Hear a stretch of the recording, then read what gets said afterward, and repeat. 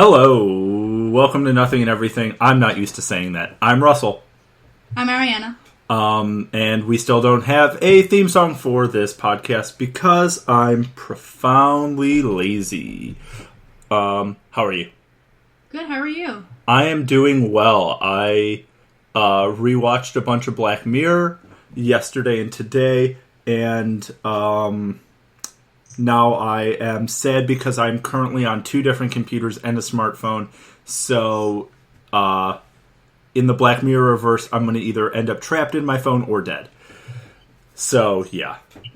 Which, I don't know which one you want to prefer, because, the ones that they had the people who were dead, kind of interesting episodes. Yeah, most definitely. But, yeah, so now I'm freaking out. I don't even want to look at my phone or anything, but the show must go on. You just got back from practice. How's being a coach? It's interesting. I'm still getting used to it. Start of my first full year. I kind of did half a year last year. I didn't do summer league. I just did the regular season. Getting in new girls, I'm still trying to learn their names. It won't be till mid-season where I'll actually remember their names. Mm-hmm. But team's looking good.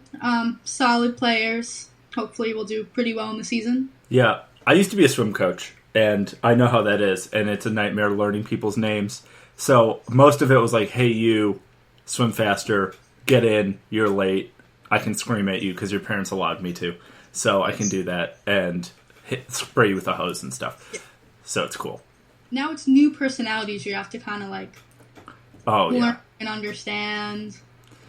So... And, yeah, with your team, because it's all women's basketball, swimming is co-ed, the one that I did. So then you have to deal with guys and girls and how to coach guys and girls a little differently. Where if you yell at the girls, they don't take it the same way as when you yell at the guys. Or when you're really nice to the guys, they take advantage of you. Where a lot of times the girls on the team were really cool about it. So that's a little different. Yes. And managing if a player gets upset, how to handle it, because you have to handle every player who gets upset differently. Oh, yeah. So it's I think this summer league, which is 3-ish months, is going to be a super big learning curve. Oh, 100%. Yeah, it's always a learning curve for the first few weeks. And, basketball, putting players in the right position, where swimmers is, putting them in the right event, or for relays, who's the anchor, who starts, everything like that. It's so tricky because... if your swimmers or your players aren't trying hard at practice, you don't know. You're like, wait, are you this or are you this? And it's a whole thing. Yeah. We've only had, workouts. Today was, the first official practice because we're allowed to practice this week because it's now kind of the season. We weren't allowed to practice in the off-season. It's illegal for New Jersey high schools. So we're already figuring out what positions the girls are in, and we already see things, and we know one girl's super good at pick and roll, so that's not going to be her main job, but we're going to use it a lot because she's very good at either picking and popping or picking and rolling and getting the ball even if it doesn't look catchable. Yeah. Damn. More athletic than she looks, which is always good. I think I'm the opposite. I'm probably less athletic than I look. I am so profoundly uncoordinated. She's tall, which is what we need. We don't have that many tall people. I think she's 5'8", 5'9", maybe. Yeah. Wow, that's actually really tall, especially for, a high school girl. Whoa, shit. That girl's going to be real tall. We have a 5'11" freshman. And her mom says she's still growing. Holy shit. Because, I think when I was a freshman in high school, I was probably around the same. I mean, I'm a guy, so I'm 6'4" now, but... damn. She's going to get recruited by colleges if she's good. Yeah. Holy shit. Damn, yeah. Hopefully. Yeah, whenever I go to the gym, people ask me to play basketball pretty frequently, and I'd like to tell them two things. One of my legs is real shit because I had knee surgery. Two, I am super not good at basketball. I am so uncoordinated. It's just not good. I'm not even a good defender because I'm not fast with that knee. It's nothing. Oh, yeah. Yeah. So, but basketball is cool, and I'm pissed about the Raptors winning, so, yeah. I mean, good for them, Would have been a nice comeback story for the Warriors, but you win some, you lose some. Yeah, and I mean, they've won a lot of some, so I mean, I guess give it to someone else, but still, not cool. Fuck Drake, not a fan. And he's always at the games, and he's giving everyone back rubs. What the fuck are you doing? Get off the fucking court. You're not a player. I don't care if you're famous. Go the fuck home. He did an interview and he made it sound like he was the one who was actually playing too. I was like, oh my god. Yeah, it's like the fucking worst. Okay. Enough of that, because people who are listening to this either have no idea what the hell we're talking about, or are like, oh wow, you also know about sports too. Just a or really they completely left because they didn't hear any movie news. Oh yeah, it's like, oh wow, cool, you know sports, jock or whatever. I'm like, bye. Yeah, okay, bye. I did work for a sports network for a little bit, which was fun. But everyone who works for sports networks, in my opinion, does not like sports. Or at least where I worked. Yeah, it was like a half. Like, half the people that I worked with when I did a sports show mm-hmm. knew, all the sports, what the rules were, and then I had, like, 3 girls who knew... I mean, it just so happened to be 3 girls who knew nothing about sports, and they were learning it as they were working. Yeah, that's kind of how it was where I was. Everyone was kind of learning, and then when people learned that I was a college athlete, they're like, oh, you must love sports and everything. I'm like, I like some sports, sometimes, maybe, but also the sport I used to play was never on TV, or if it was, it's at like 3 a.m. on a Wednesday. Yeah. So, yeah. Or it's at the Olympics.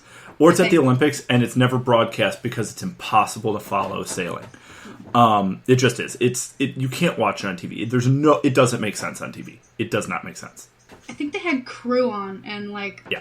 I know you just go in like a straight line. Yeah, it's like a drag race.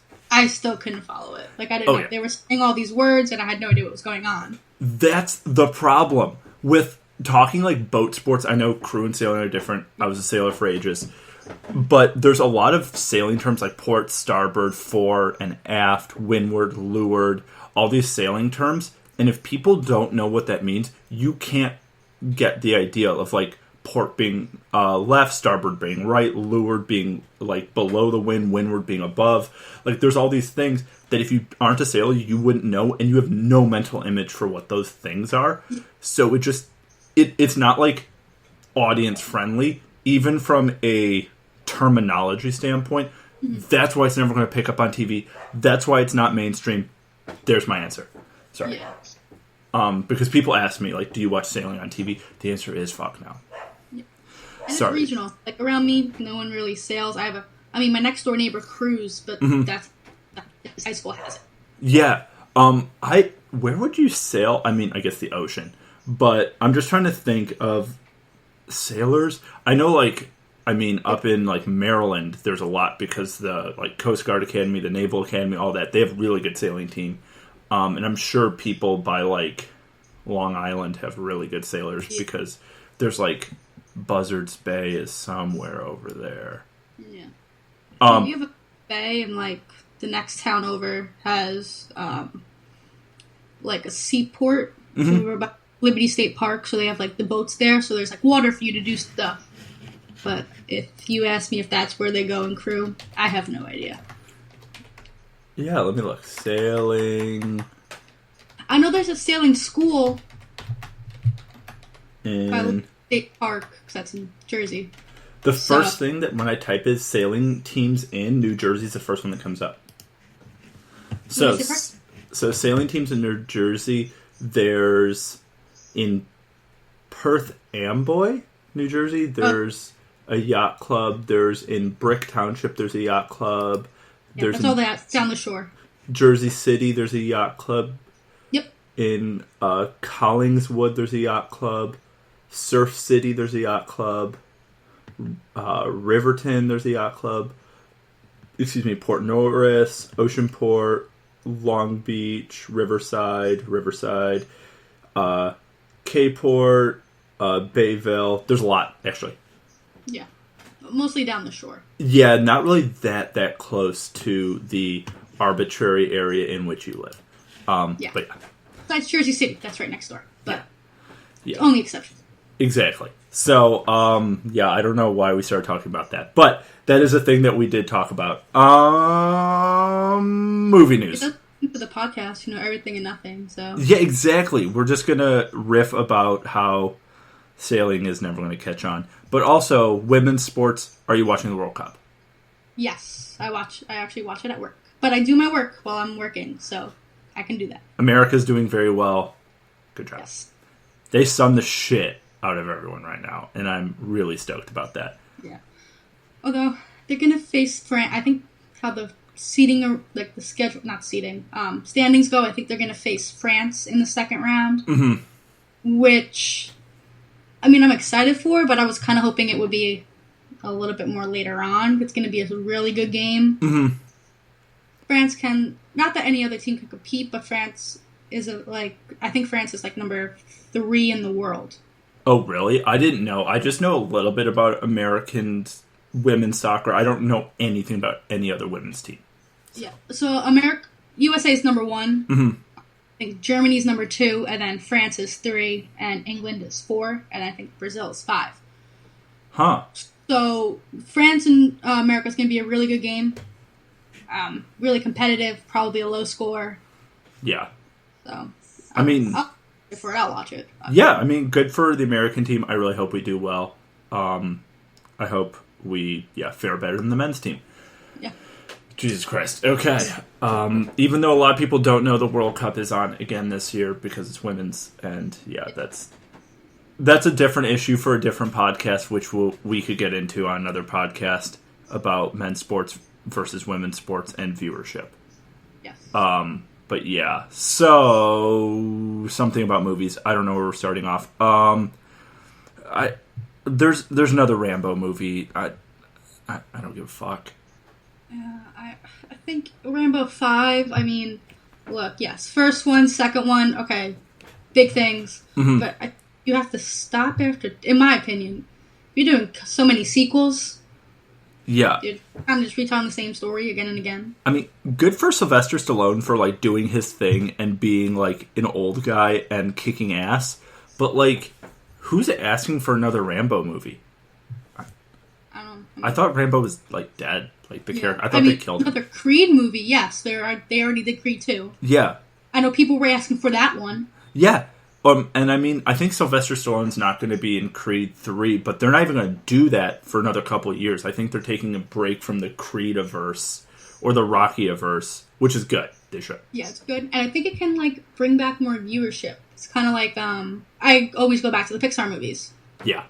You wait, like, how many years between the first Toy Story and then now they're doing Toy Story 4? It was a big thing when they were doing Toy Story 3 anyway. Yeah, because that was the one that people were like, oh man, this is going to be good. Apparently Toy Story 4 is very good.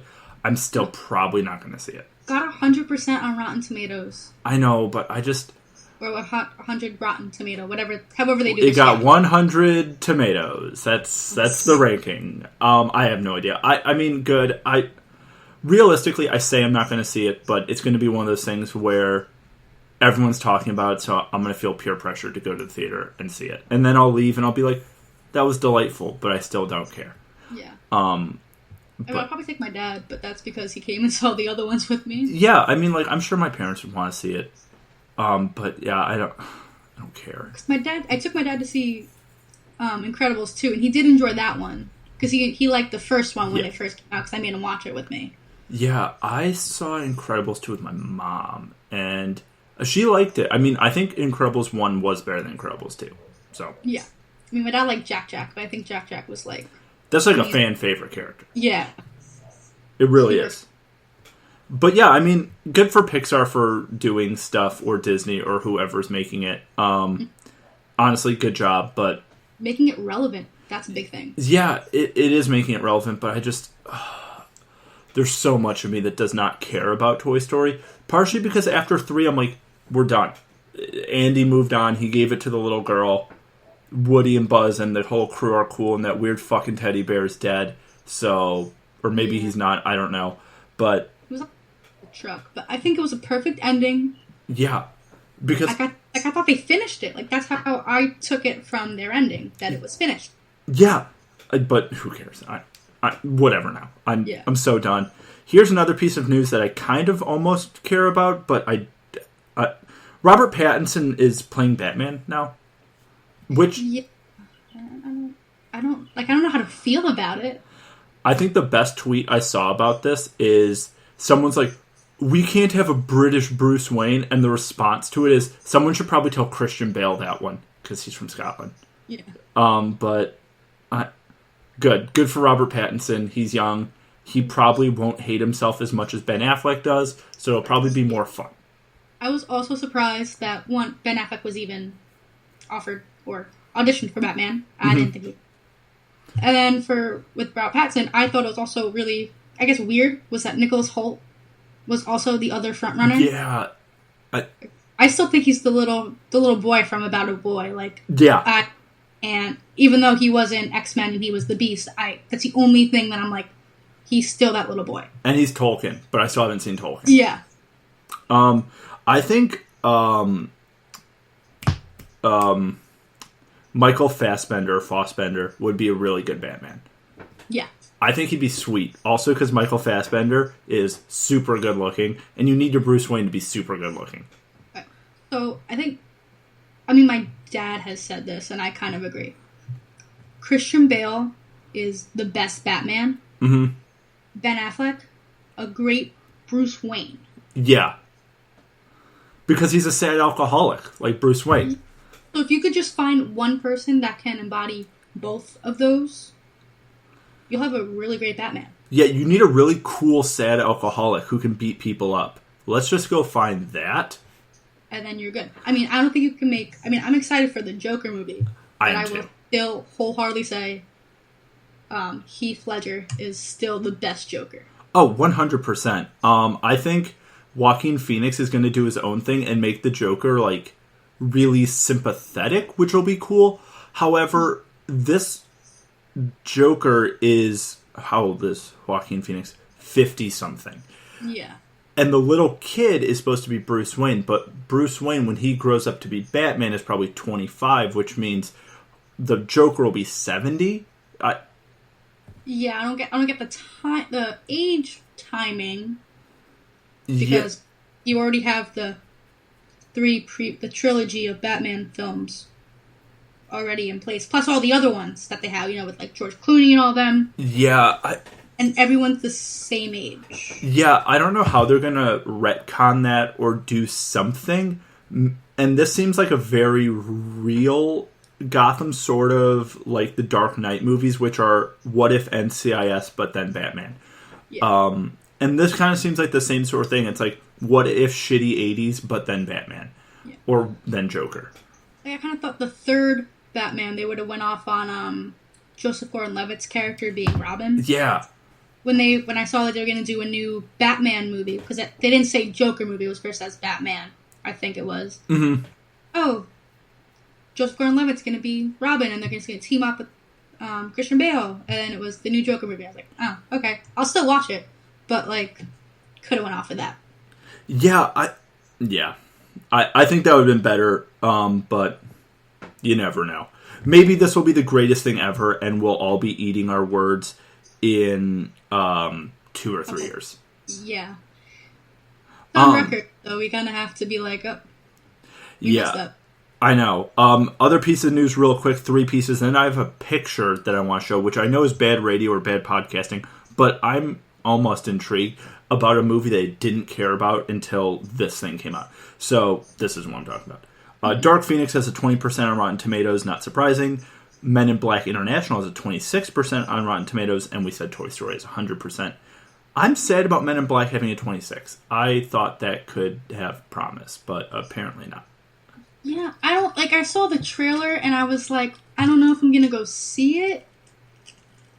But, interesting concept, I will admit. You're trying to get more diversity, putting in a female. I know a lot of people were upset with the wording of it, Men in Black, and then you have a girl, so you gotta kind of rename it. Yeah, but that's the name of their organization, is the Men in Black. People can get mad at a lot of stuff. You can't, Yeah, because the internet will get pissed at you for anything. You change anything. You can't make everyone like you. You can't make everyone like your story.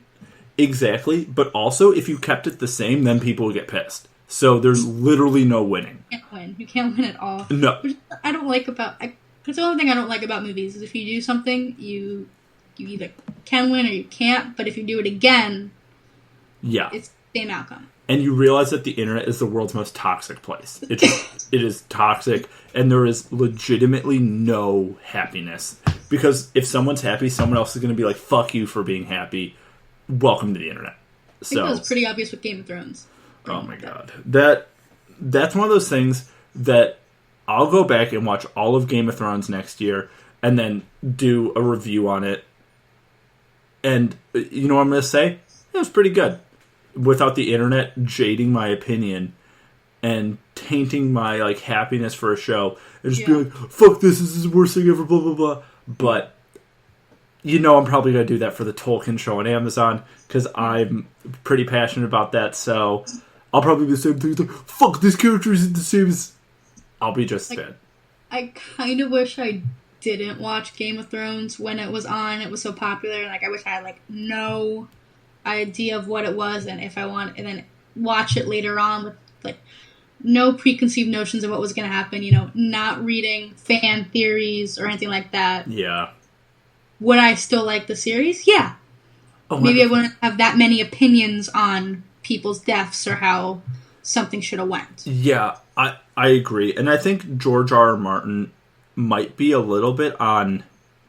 I don't know if he's on the back step or what he's going to do with the ending of his books, because people are so pissed about the ending of the show. Maybe he's just sitting in his like room and he's like, fuck, people hate this. So maybe it's going to take another 10 years for them to come out because he's going to rewrite the books. I don't know. Or maybe, I just thought of this now, because everybody liked where the series spinned off from the books, where they had their own ideas and that his ending is going to be so much more better, so people will always say the books are better. Yeah, I could see that. Because you do have people who say, no, like if you, like people who never read Harry Potter will say the movies are better. But people who read Harry Potter will say the books are better because half of the stuff in the movies were given to other people. Yeah, I do agree. But I think the books are better than the movies for Harry Potter, obviously. Yes. I think all the books are better, but that's because movie you have to cut certain things out to make screen time. It's just the way it is, but... Yeah, Wait, what's your least favorite Harry Potter movie? Because I have it's not my least favorite book, but it's my least favorite of the movies because of all the shit they cut out. I think mine is probably Order of the Phoenix. Same. Because they cut like 80% of that out. Yeah. Yeah. But Order of Phoenix might be my favorite book. That's why it's my least favorite movie, because they destroyed my favorite book. My favorite book was Prisoner of Azkaban. Really? Which was coincidentally also my favorite movie. But Alfonso I think Cuarón. it was just because he directed it. I saw, like, you can see his stylistic in the whole thing. So I think that's why it was my favorite. Yeah, Alfonso Cuarón's take on that was incredible. But also that book is really cool because it does time travel. Mm-hmm. And it does time travel really well. And that's one of those game-breaking elements that they should have used in all the other movies, is if you have time travel now in this universe, use it. Yeah. I would go time turner back to kill baby Voldemort. Like, just do the baby Hitler thing. Just time turner back real far. Mm-hmm. And that's not important. That's a game-breaking Harry Potter element, but that's what happens when you introduce time travel into a universe. All of your problems are just like, use a time turner. Yeah. But, yeah. That's another episode for another day. Yeah, of how to fix movies. And then the last piece of news that I have is we have our first look at Steven Spielberg's take on the West Side Story. And it's just a picture. But you know what? Yeah. I didn't care about this, but I do care about it now because I think this could be really, really interesting, especially seeing this movie in 2019/2020. Mm-hmm. I know it's just Romeo and Juliet, but I'm interested. And they're making a Cats movie that I do not give a fuck about. Mm. Also, I saw Cats when I was a kid. I don't understand what's going on. It's so British and weird. And there's like they're raising a cat from the dead, and there's like a seance and stuff. Super weird. I don't get it. And all the cats have real dumb names, like Rum Tum Tugger and shit. What the fuck is that name? Like, and there's like Brundle Grump? What the fuck are these names? Not important. Just put random words together and was like, oh, it's a name. Yeah, it's like the most British thing ever, and like, that's not an insult. It's just, I'm a dumb American, and I don't get it. That's more of what it is. Premise, like, cats can, like, I guess, like, it's like animation, like, cats can talk, but, like, It's not an animation. I know, and also, I'm a dog guy. And they're wearing a cat suit. Yeah, and apparently the movie is going to be like miniaturized people, but it's going to be motion capture CGI cat people. What? Interesting, but I don't...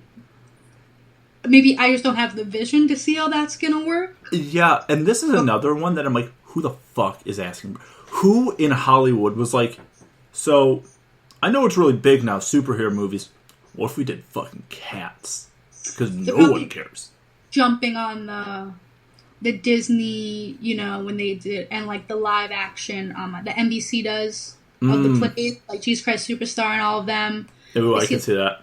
Ratings. I mean, the next Broadway play, I would not have picked Cats. Yeah. You know what I'm blaming? I'm blaming La La Land for being successful. Fuck you, La La Land. I don't care about musicals. Sorry. Is it bad that, like, I watched La La Land and, like, I wasn't that, like, oh my god. City of Dreams. Like, I liked it, but it wasn't, like, at least to me, it wasn't, like, that's the film. No, Moonlight was better. I've been waiting for, Yeah. Moonlight is, I personally think Moonlight's better, too. Yeah. Like, it wasn't, like, the film, like, oh my god, after I've seen it, like, I could go on, only seeing it once. Yeah, I know so many people who are such La La Land, like, hype beasts. We're like, bro, it's the best movie of all time. And I'm like, it's not. Just isn't. And it's not even one of the ones that's, like... if we're going on, like, movies that were musicals that got, like, a bunch of Academy Award attention that were better, Chicago. I love Chicago. That's super good. Even though that movie's a little forgettable. And then Les Mis. Les Mis is fantastic. Mm-hmm. And people are like, it's better than Les Miserables. No, it's not. No. It isn't. I get they were live singing there too, but Les Mis, I guess it holds like a different connotation. I think that's the word. Yeah, it's also Les Miserables. And they put $1 billion in that movie. They have the movie's wild. Except Russell Crowe's not a good singer. No. Self-proclaimed greatest actor of all time. La La Land, they just were like, oh, let's stick a musical like all the other ones, but modern. Yeah, you saw Rocket Man, right? Yes. I heard Rocket Man's a very good musical, but not a musical, but kinda. Oh, I thought it was more of a musical than Bohemian Rhapsody was. Yeah, but because Bohemian Rhapsody is just Queen talking about themselves more than being a musical. Yeah. Like, Rocket Man, have you seen it? No, I haven't. Rocket Man's one that I want to go see this weekend because I have some free time coming up. Mm-hmm. And I really do want to go see it. So I won't go add into it. That can be for bad. I have a question. Do they talk about his epilepsy or no? No.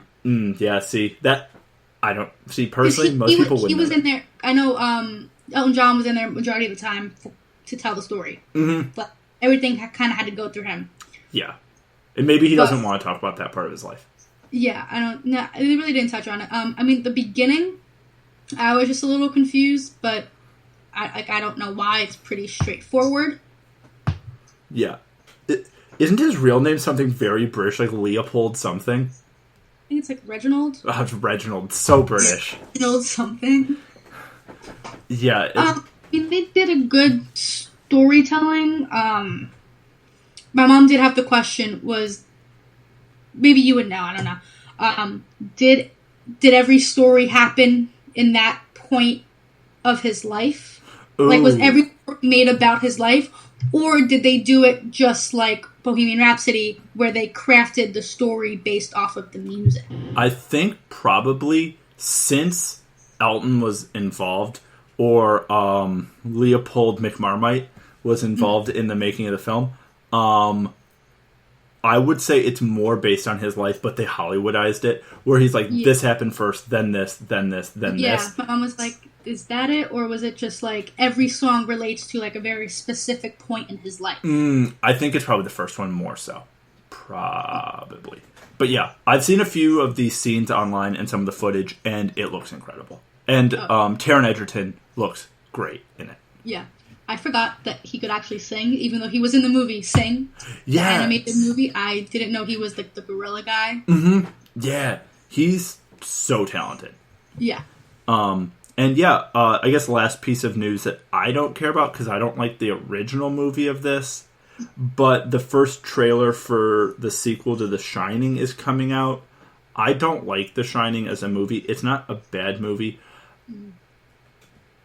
I don't care. Like, I mean, good for Ewan McGregor for doing a thing besides Train Spotting and Star Wars. I know he's been in other stuff, but I don't like The Shining that much as a film, so I'll probably go see this and rewatch The Shining. But do you like The Shining? I'm the same way. Like, it's not my favorite horror film. Yeah. But I'll go see it. I did enjoy that they kind of made the trailer kind of like the trailer for The Shining. Like, a lot of things are very similar. I enjoyed that aspect of it. But some parts of it kind of gave me, like... Yeah. I'm very lukewarm on this. It's like, it'll probably be good. It'll probably be really good. And people will be like, oh my god, it's the next renaissance of horror movies or something. Okay. Yeah. Cool. But that's my stance. You know, good for Stephen King for getting another book made into a film. Yeah, good for him for having lots of money and apparently having a multiverse with a big turtle or something. And being a great storyteller. Yeah, and he can write a book in like 8 minutes. He's like, boom, here's a fucking book. He's probably so rich. 1,000 pages. Here you go. Finished it. Published. Done. Yeah. I wonder how much cocaine he does to get those books done that quickly. He probably just has like a Scarface amount of cocaine. He just like snorts up a little mountain of coke. He's like, movie's done or book's done. That's probably what happened. I have one movie news that I want to see your opinion. I know you're a huge fan of the director. Okay. Scary Stories We Tell in the Dark. I love Guillermo del Toro. He's my boy. I'm hype. I'm not a big horror movie person, as we have talked about, because I am a giant chicken. However, this looks really cool because I think vignette films, where it's like a bunch of little stories and a bunch of little things, work really well at times. There's a movie that's really fucking scary called VHS. If you haven't seen it, do not go see it because it'll freak you the fuck out. And if anyone out there knows what I'm talking about, VHS is like, it's like 3 mini stories inside of a larger film. And this kind of gave me a similar vibe of, oh, here's a thing, and here's a thing. I'm hype. I think this will be really good because Guillermo del Toro, everything he's done has been good to great. Even Blade 2, which he did, those movies are not good. Blade 2 is the only good one because Guillermo del Toro directed it and was involved. Okay. Yeah, I'm excited. I think it'll be cool. I liked how they added a little comedic relief in the trailer. Yes. That was good with the toe lady. Yeah, I think it'll be really cool, and I think it'll be like, did you ever read those books as a kid? I think I have it on the bookshelf behind me. But there's those my brother had them, so I read them. Like those like children's like really short horror stories that like it reminds me of that. Yeah. But I'm excited. I think it'll be cool. You know the horror story where it's like the girl with the thing around her neck, like the ribbon around her neck, and she takes it off and her head falls off. Yeah. That's what this kind of reminded me of those sort of stories, but just more adult version of that. They showed a spider scene, which I'm personally not here for. I have arachnophobia. So if I do go see the film, I'm not going to watch the scene at all. See, I don't have any fear of spiders. I do not. I have friends that have owned tarantulas. I've had a tarantula for a period of time, all this other stuff. But get the fuck out of here with that tarantula in the face thing. Nope. Nope. Mm-mm. Do you have the trypophobia or trypophobia? The fear, the holes? No. I'm fine. I'm okay with that. Just get spiders away from me. Oh, God. Like the inside of a pomegranate, I can't do it. Like even a fucking pomegranate, no. You're like Kendall Jenner. She has the same does she have that? Yes, the same fear. That's hilarious. What else grosses me out? People say like beehives, like the honeycomb pattern.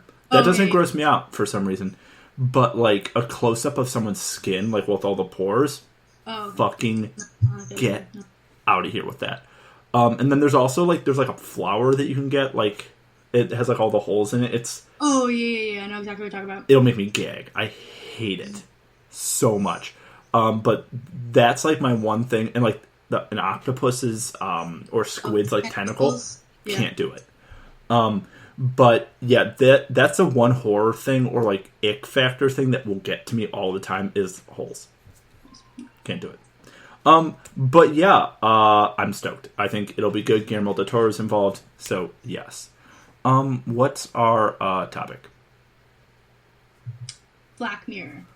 Yes. So how do you want to go through these episodes? Because there's quite a few. Some are more conversation worthy than others. Do you want to go season by season? Or do you want to pick like an episode? We could go season by season, because I feel like that's how most people will watch it, even though it doesn't matter. Yeah. And we can get into that. Yeah. I personally like, because I came onto Black Mirror like maybe when like season 3 was out. I wasn't like a big person like who jumped right in when it was first on. Yeah, I came in at season 2 is when I first started watching it. Yeah, everyone told me to watch it after like season 1 came out and season 2 started, but I like never had the time. I got into it because of a podcast. They were talking about it. I'm like, what the hell is this? So I went on and looked, and that's when I got into it. It was right after season 2 came out. Yeah. So, but yeah, what was your initial impression of the show when you first watched it? And then what is your impression now? And then we'll get into episode by episode. First impression was from the first episode. I really didn't know where they were going with it.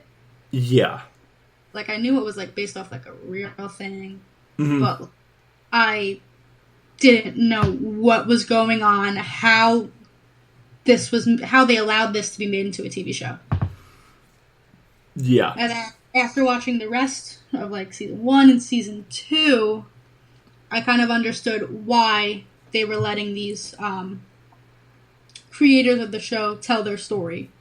And I think it's an important one to tell, even though, like, people say technology is going to take over. But, like, there are other things that I think from these episodes you can be like, wow, like you can see it being made in a couple of years. Yes. Very much agree. That's the thing. But then you see the backside, whereas what if it gets this fucked up? Yeah. Yeah, the what if this gets that fucked up ability of Black Mirror does freak me out. Because some of the episodes are very much so, oh shit, that could definitely happen. Other ones, a little bit of a stretch. I will admit, after watching Black Mirror, I used to be like constantly on my phone and everything, but now I kind of like know that I can put it down for a little bit and be totally fine. Yeah, most definitely. Which I think is bad, but in a good way. Yeah, I agree. I think mine hits me with more so staying up to date rather than being on my phone, because I'll check Snapchat and I'll Snapchat you and other friends and everything else, but with like keeping up to date with Twitter or Instagram or YouTube feeds or Reddit or what have you, I'm more so like I don't need it. Now with friends and communicating with friends, that's a little different in my mind, even though yes, you are also using a phone, but I'm able to detach a little bit because I'm like, this actually may be a bigger problem in my own life than I realize. Yeah. Like, I'll admit, when I wake up, yeah, the first thing I do check is Snapchat to see if anybody snapped me, like, during the night. And then I'll go on Instagram to, like, check up on people, but then I'll go to Twitter just for, like, I follow a ton of, like, movie stuff, so I'll get, like, all the movie news or, like, if anything major happened. Yeah. But that's really what I keep it for. Yeah, I agree. I feel like it's one of those things where if I didn't have a podcast, I would definitely delete my Instagram. And if I didn't run the social media for the place I work at, I would delete Instagram, and I would delete Twitter. 100%. I think Twitter teaches you things. It does. And there's this certain individual who's on Twitter who I see his tweets a lot, and I don't fucking like him. You can put together who this really, really unfortunately powerful asshole is, But that's why I really try to stay off Twitter as much as possible, because even though I don't follow him, when you go to the main page on Twitter, it's like, look what this dickhead tweeted. Yeah. I don't want to fucking see it. I hear about it on CNN all the time. It's posted everywhere. I don't fucking want to see it. Yeah. That's why I stay off Twitter. I feel like now that we're so advanced technology, we should be able to customize what we want. I don't know if it's possible. Mm-hmm. But, like, if someone invents it, you'll save everybody you can make a lot of money. Yeah. Save everybody a headache. Yeah. I agree. And we'll talk about it during one of these, because one of the episodes reminded me, I just switched, because, I don't know if I said it on the show, but I'm talking to Arianna right now on a Mac, and I'm recording on a PC. Because I have my recording software on a PC, but I'm streaming through a Mac. So I'm using both operating systems simultaneously, which is a very Black Mirror-esque thing to do. And I don't know. I think there's something to be said for Apple's ecosystem, but also, as soon as you leave, it takes like 3 days to get used to Windows.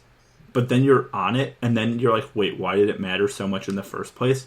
And that's so Black Mirror, trying to convince you that one thing is like this superior thing. And yeah, both have their advantages and disadvantages, and there's marketing, which we'll get into. But I think once you just play with a Windows computer or Mac computer, whatever you have, or like Linux, once you use it for a few days, you're like, oh, okay, yeah, it's essentially the same thing. Yeah. It works 2% differently, and I know there'll be people just fucking typing their fingers off like, no, this is superior because blah, blah, blah. I don't fucking care. It's honestly branding. That's all it is. Like, you could have two similar things, and I'll just use Apple, for example, because we're doing it. If you have, like, a book bag. Mm-hmm. Oh, no, I'll use the book bag. It's like JanSport, right? Yeah. Another book bag right next to it. It's North Face. Mm-hmm. What's the kid now gonna want? Depends. JanSport or North Face? Probably North Face. Yeah. Well, JanSport is exactly the same thing. It does the exact same purpose. Yeah. It's just you want to have that name brand thing. Yeah, it's like the Hollister and Abercrombie and one other place. They're all in the same factory, and it's like exactly the same thing, but they're all branded differently. Same with like Hurley and Billabong and Neff and all those brands, like the Surfery brand. Yeah, all those it's the exact same shit with a different logo on it. Oh, it's my favorite when people say, like, I'm going to get a lot of, like, shit for this. Like, Chipotle is better than Qdoba. Mm-hmm.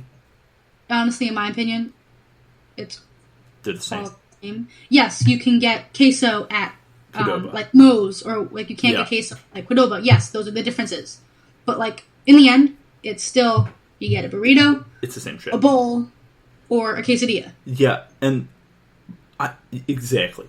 It's all the same thing. And for the record, my favorite fast food is Subway. I don't give a fuck about what you say. I get it. I know. I like Subway because I can have a sandwich, or I can have a salad, and I can make it healthy if I want, or I can do whatever. Fuck off with your opinion. I like Subway. But yeah, that's kind of my thing. And, you know, yeah, it's all branding, and it's all this, like, marketing thing. Like, I'm just, like, looking at this program I'm using to record, and it's a free program. I'm using Audacity, for those of you wondering, just because it works really well with my setup. It's like Audacity versus, like, Logic Pro or whatever, or GarageBand. I know some of them have more functionality than others, and it depends what you're using it for versus music recording or podcasting or whatever. But at the end of the day, they're all so similar, and it's just like this marketing thing. Like, for video editing, I use a program called DaVinci. I like DaVinci more than the Adobe Suite or Premiere. That's such a branding-y, marketing thing, because at their core, they do the same thing on their most baseline level. Yeah. But some people are so hardcore on one versus the other and will shit on you if you use the other one because they're like, you're not as professional, you're this or that. Fuck off. And that's what Black Mirror has made me realize in this weird roundabout way is it doesn't matter. Yeah. But speaking of that, The first episode, the Prime Minister of England has sex with a pig. I know that happened in real life, but I didn't think anybody would have, like, the balls to make an actual show about it. Or an episode. Yeah, But I think it was a different concept. Like, I don't know if it was the same thing, like he was blackmailed and he had to do it and live stream it, or I heard that he was in college and someone video recorded it. Yeah. So I don't know. It's still creepy. Not a fan of it. It's a really interesting concept because it shows how powerful Twitter can be and YouTube can be. Because it's like, if you don't do this, we're going to broadcast this other stuff. And if you don't do this, but in the end, ultimately, it doesn't matter. Because he did the wrong thing. Yeah. But it still doesn't matter. Because the guy, if any of us haven't seen it, in the end, the guy lets the girl go. Yeah. Whole thing. So, either way, he was fucked. Yeah. He didn't do it. Girl probably, maybe still would have lived. Who knows? But he would have not capitulated and someone would have died. But he capitulated and made himself look bad, but for nothing. Yeah. So it was a lose-lose situation, or win-win, depending on how you want to view it. Yeah, and I think this episode is a really interesting episode, but I think this episode is a bad first episode to start with. I think 50 Million Merits, which is the next one, should be one, and then this could have been 2, and then the one with Toby Kebbell should have been 3. Yeah, that is 3, yeah. Yeah. But, or, in my opinion, should have not been made in general. Yeah. But then again, I'm not the one making it, backing it up, like... Yeah, I think it'd be interesting because some episodes of Black Mirror, for those of you who've never seen the show, you should. It's really good. And if you have Netflix, it's on there. Yeah. They should, in my opinion, categorize the seasons or do seasons by time. Like super far future, near future, and present day. Because then you could, if you want to see all present day ones, you can watch those. If you want to see super far future, you can watch those. If you want to see potentially 5 years from now, you can see those. And I think that's a better way to itemize these episodes. Yeah. And maybe if we're both feeling productive, we could do a list. If we're both feeling productive at some point. But yeah, like how to watch them. Based on time frame or whatever. But I don't know. And some of them are also really high concept. There's 2 of them that I'm talking about that are very high concept. That I'm like, this is cool, but also very not Black Mirror-esque. Yeah. Which I kind of like, because it kind of deviates from Black Mirror's norm. Yeah, from their formula. It gives you a break of seeing, like, holy shit, some technology's going to kill me. Yeah. Yeah, and the way I joked about ranking this is how shit is society because of a cell phone. And that's how each one of these will be ranked. I'll go from 1 to 10. Is 1 the best? Is 10 the best? It doesn't matter. This episode is how shit is society because of a cell phone. The national anthem, which is episode 1. It's a 4 of how shit society is because of a cell phone. Yeah, the next one, 50 Million Merits. I found this episode very off-putting. Yeah, I mean, the description makes it sound... I mean, it's the same idea of the story, but it makes it sound completely different than what actually happened, in my opinion. Yeah, and my question in this one is... So what it is, it's kind of like this weird American Idol thing, but everyone's on a bike, and they get... Whoever gets the most points gets to be taken off the bike? Yeah, this one's definitely a metaphor. Very obviously it's a metaphor, but... The first season, I had no idea what was going on. Yeah, I rewatched this one. Are they on a spaceship? Are they underground? Where the fuck are they? Because there's no natural light. It's all like screens and I know it's all a metaphor or whatever, but it's so weird and off-putting. And then at the end, when she wins this contest, she gets put into porn. Yeah, so she's really not winning. Yeah. No one really wants to go into porn. Yeah. So for you to, get a high score on this bike and then do a singing competition and win, your prize is to be put into porn where no one really wants to go. Yeah. So your life cycle is constantly shitty. Yeah, and because of technology, yes. So technology fucked you over. And the end is really weird where the guy gets out of the system and then he gets, like, put in this weird, like, mansion room, but then they give him the piece of glass that he holds them hostage with. At the end, like, he gets it in the box, the piece of glass, where it's like, this is your way out is suicide? Is that what they mean? Or is it, we're coming for you now? This episode is really, really weird. Like, I really want to meet the people who wrote this episode so I can ask them, what does it mean? Yeah. Like, this is one of those high concept episodes where I'm like, maybe I'm just too dumb to get it. And I know it's a metaphor. But, like, there's probably some deeper meaning where they're like, the bike symbolizes our, like, dependence on technology. And then, like, it's like, I get it. Yeah. Which I think is interesting because, like, I wouldn't get it unless you tell me. And then if I rewatch it after you tell me what the metaphor is, I'll be like, oh, now I see it, but you had to tell me for me to get to that conclusion. Yeah, and this episode is a 10 society is super shit because of a cell phone. Yeah. This is the worst. Which I'm on IMDb right now, and it got an 8.2 rating. Cool. Thanks, IMDb. I don't get it. But I'm just too dumb for this. I don't get it. Sorry. The next one, I really like this episode. Yeah. This one is the first introduction of the weird chip in the brain, your eyes turn white thing. Mm-hmm. And that's like the technology they use in a lot of episodes, which makes people think that all of them are connected because it's weird chip in the brain eye thing. Yeah. This one, I think, is very likely to, not the technology exactly, but the phenomenon that happens in this episode is very, very likely to happen. I'm going towards near future. Very near future. This is like next 10 years, because especially with VR. So the concept of this episode is Toby Kebbell is in a relationship and he has this chip in the brain. And I'm just using chip in the brain as like kind of a joke. But he has this like weird VR plug-in thing. And he has a remote and he can see his own memories. He can replay his own memories back to him, kind of like in Harry Potter with the pensive. But it's a digital version. His wife leaves him. There's a cheating thing, a whole thing. His wife leaves him and he just gets essentially trapped in the past. He gets like too nostalgic and just keeps replaying his own memories. And that's kind of how it ends.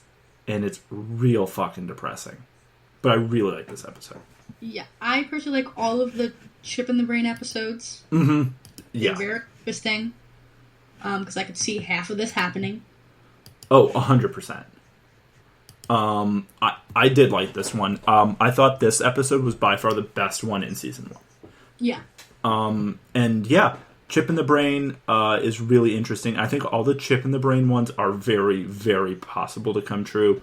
The one, we'll get to it, the one that I think is the most likely to come true is in season 4, it's Archangel.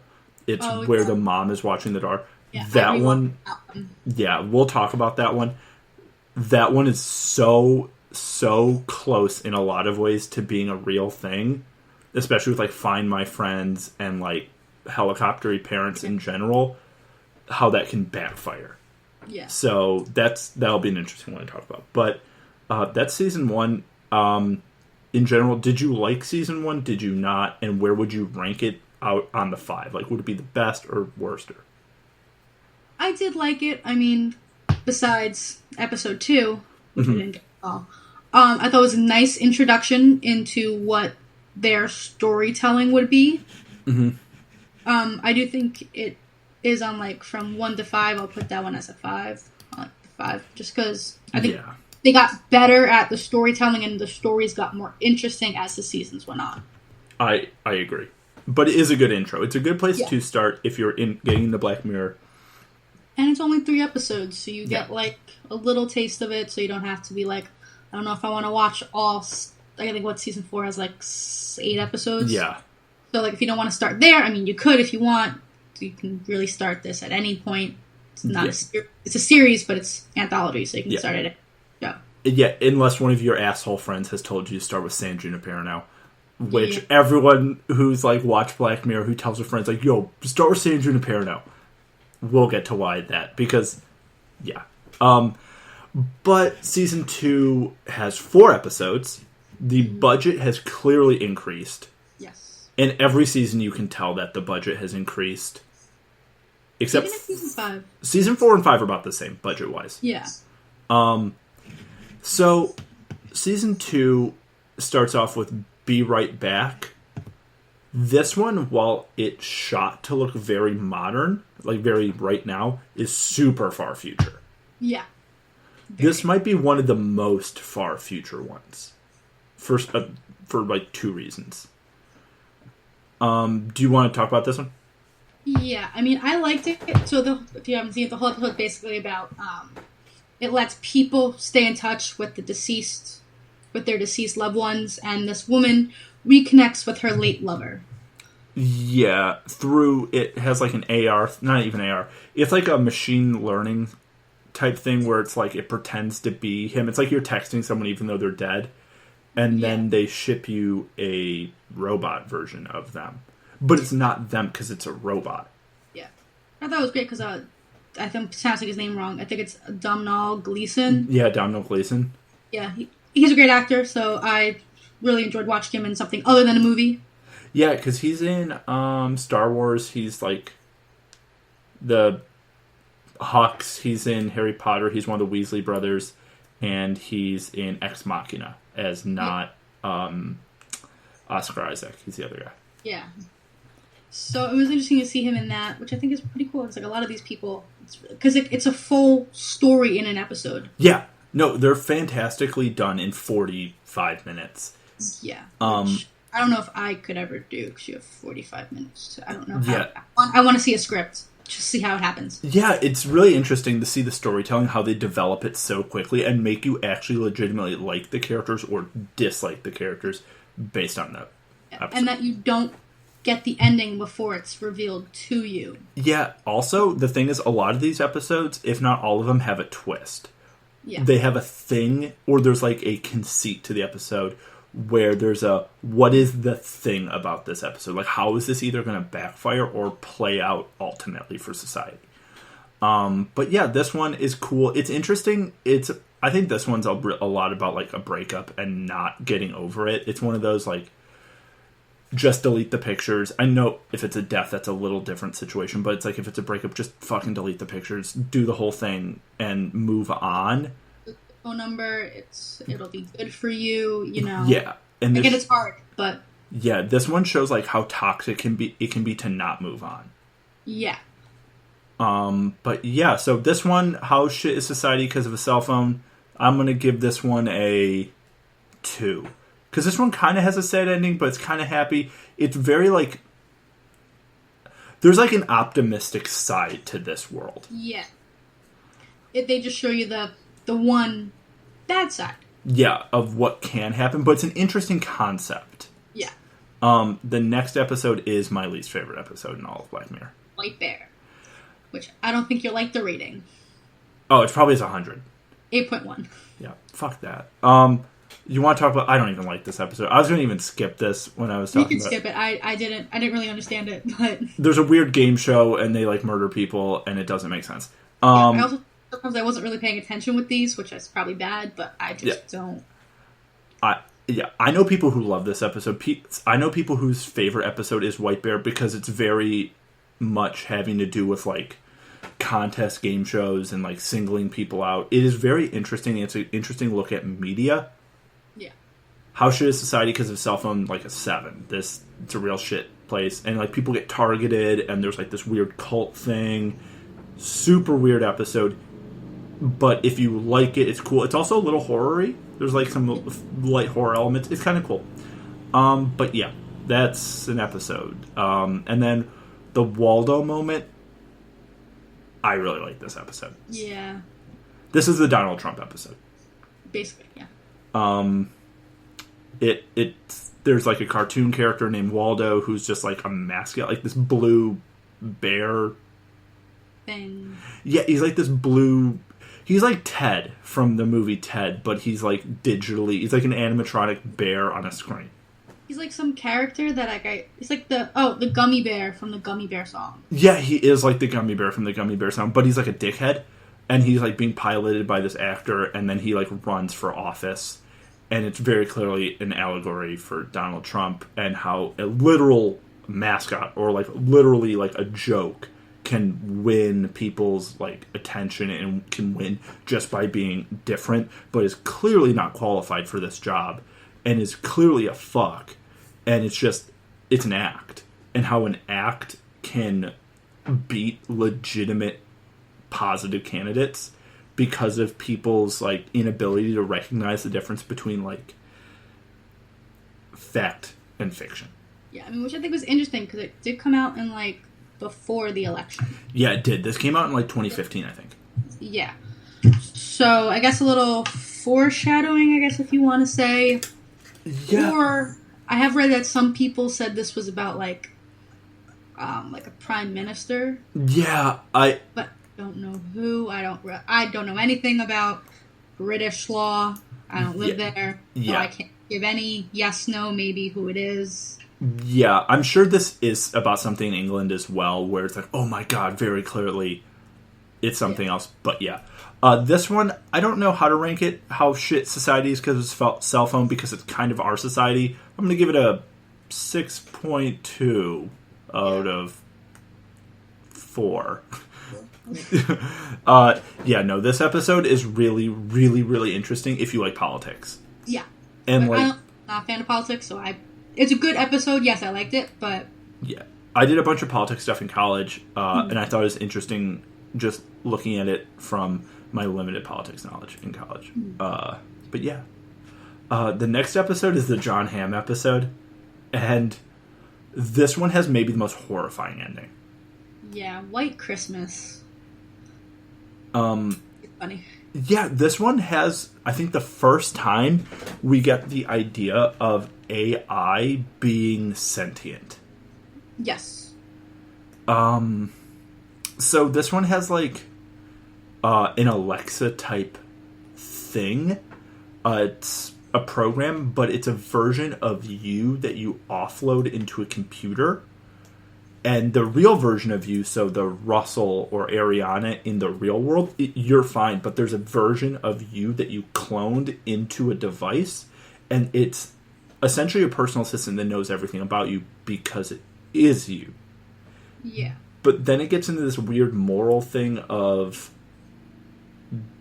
does doing that lead to problems because you're essentially enslaving yourself? And then Jon Hamm runs this system, and the whole thing is happening inside of Jon Hamm's head or something? Yeah, I think. Or it's like, who's the real Jon Hamm? Is it the one who's somewhat controlling the mini Jon Hamm? Or is the mini Jon Hamm controlling the big-ass Jon Hamm? Yeah, and then essentially it ends with Jon Hamm being punished and Chip in the Brain going on private mode, essentially, so he can't interact with anybody ever again, which is so scary. Yeah, which now thinking back on it, they kind of played off this idea in multiple other episodes, but you just don't know it. Yeah, it's a really cool concept. We aren't explaining this properly at all, but it's a really interesting... Yeah, it makes you think, and it makes you feel like, oh shit, if I had Chip in the Brain, this could be used to really hurt me or other people around me through isolation. Yeah. And that idea of isolation comes in more and more and more throughout Black Mirror, and how technology can isolate you. But yeah, I think this season is definitely better than season 1. Yes. I think maybe out of all the seasons, this one probably is in 4th place. 3rd or 4th place. And then next we have season 3, which, let me look through. Season 3 is my favorite season, I think. Just because I'm looking through the episodes right now. Yeah. I did love episode 1. Nosedive. Nosedive, yeah.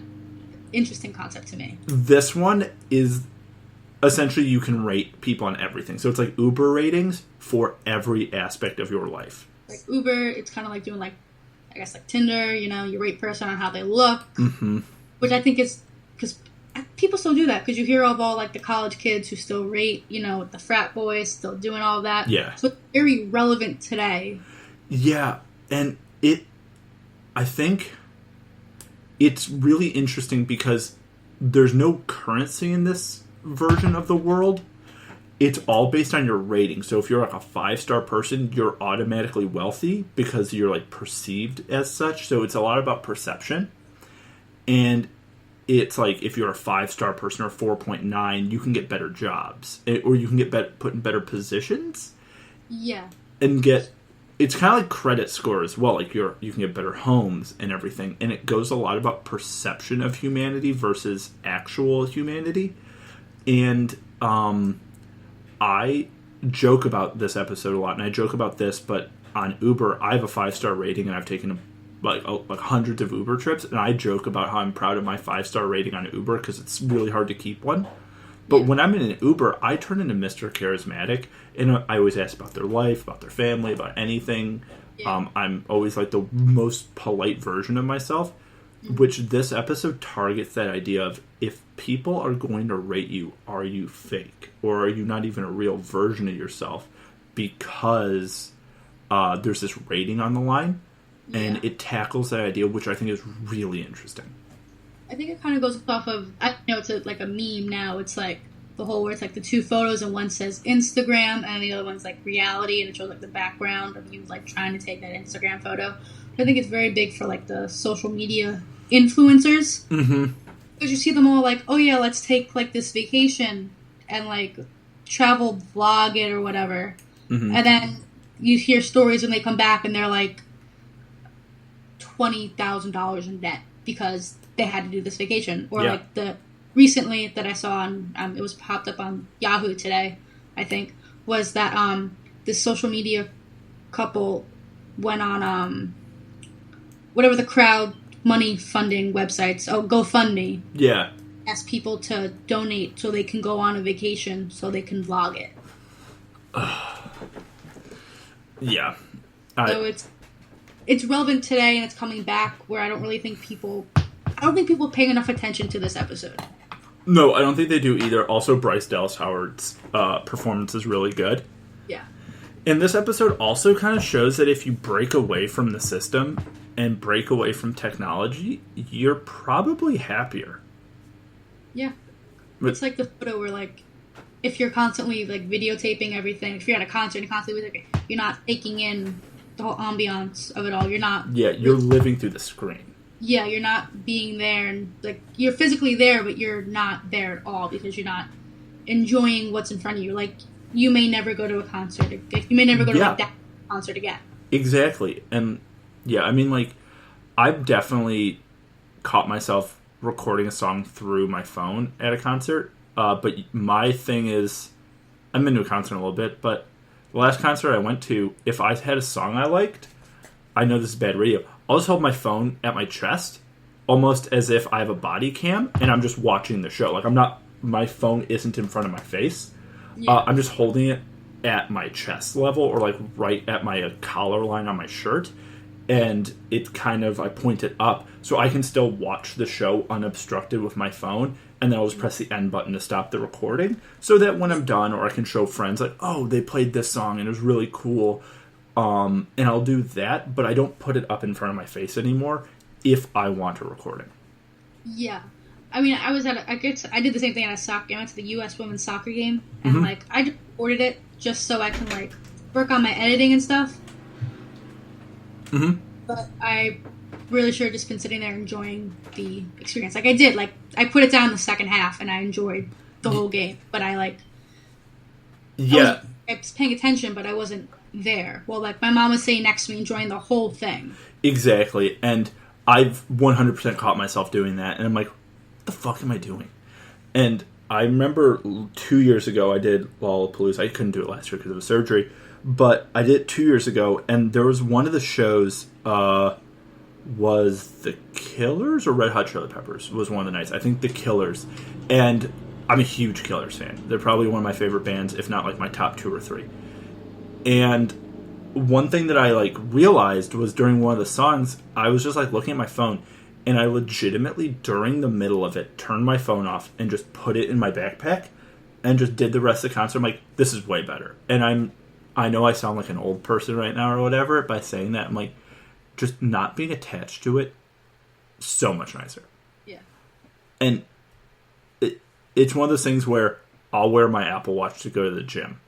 Mm-hmm. So I get my heart rate, I get all that stuff. I'll wear it to work so I can see who texted me or called me without pulling my phone out if I'm fixing something at work.